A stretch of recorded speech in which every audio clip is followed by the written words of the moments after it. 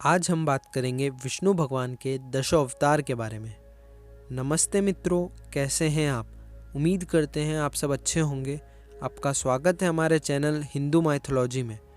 तो शुरू करते हैं विष्णु भगवान के दशों अवतार के बारे में।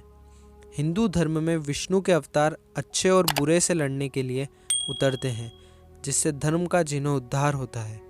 प्रत्येक देवताओं की अपनी प्रतिमा और पौराणिक कथाएं हैं, लेकिन सभी के लिए सामान्य तथ्य ये है कि ईश्वरीय वास्तविकता का एक स्पष्ट रूप है जो उपासक निहार सकता है।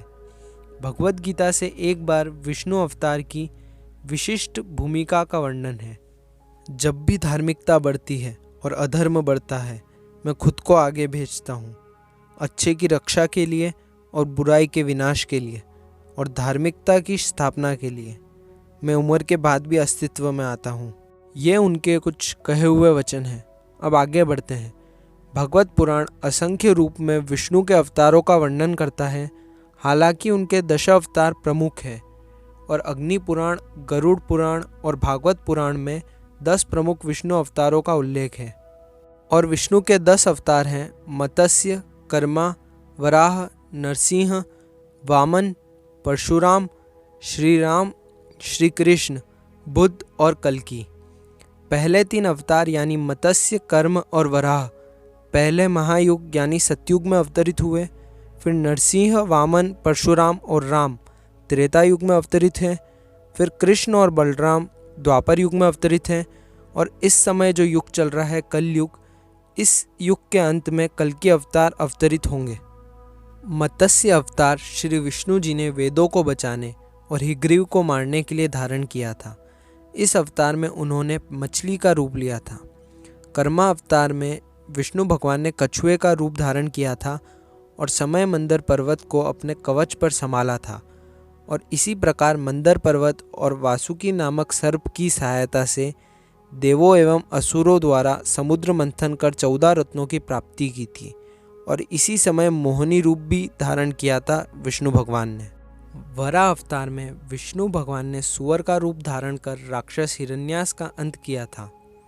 नरसिंह अवतार में विष्णु भगवान ने आधे आदमी और आधे सिंह का रूप लिया था और हिरण्यकश्यप नामक असुर का अंत किया था।